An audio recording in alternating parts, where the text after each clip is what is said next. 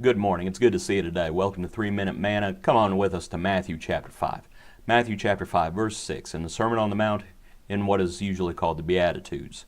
Verse 6, Blessed are those who hunger and thirst for righteousness, for they shall be filled. If we do not hunger and thirst for righteousness, we will not be filled. And that's what you see more and more today, don't you? You see Christians who are spiritually starving themselves, even unto death. All right, so I wanted to think about this idea of hungering and thirsting after righteousness. Sometimes what folks do, they treat God's word. They treat the message almost like little children treat their supper. Right? How do toddlers treat their supper? Some things they'll eat real quick. Other things they'll push away. They'll try to hide. They'll refuse to eat them. They're picky eaters.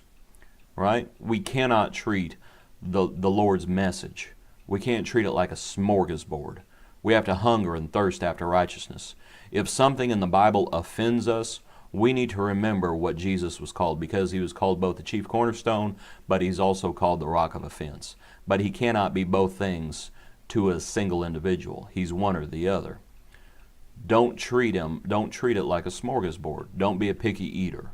Right? We have to eat the whole thing. We have to hunger and thirst after righteousness. We also have to be daily eaters, I would suggest. In Matthew 6 at verse 11, he says, Give us this day our daily bread. Talking about our daily food. But you might notice back in chapter 4, when he's talking to the devil, he says, Man shall not live by bread alone, but by every word that proceeds from the mouth of God. We feed our bodies 3 times a day, but we only feed our souls once a week. Is it any surprise then that we are not growing spiritually like we need to? Right? We need to make sure that we're daily hungering and thirsting after righteousness. In 1 Peter chapter 2, at verse 2, it says, As newborn babes desire the pure milk of the word, that you may grow thereby. Well, how often does a baby eat? Does a baby just eat 2 or 3 times a day? I don't think so. They hunger and they thirst. Notice the verse says, that you may grow thereby. That's what the Lord's looking for. He's looking for growth. He doesn't want us to remain spiritually immature our whole lives. He wants us to grow in grace and knowledge. There's a time for the milk, but there's a time also that we need to grow. Hebrews makes that clear. In Hebrews 5 at verse 13 it says, For everyone who partakes only of milk is unskilled in the word of righteousness, for he is a babe. But solid food belongs to those who are full age, that is, those who by reason of use have their senses exercised to discern both good and evil.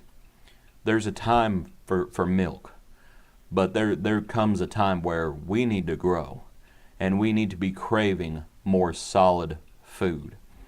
Unfortunately, what happens a lot of times is that we act like little kids. We throw a fit. We throw a fit about what we're being fed or how much we're being fed.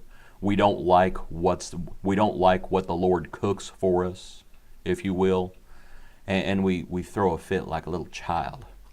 We need to grow up, is what we need to do. We need to grow up, and we need to hunger and thirst for righteousness, because it is only when we truly hunger and thirst for righteousness that we will be filled.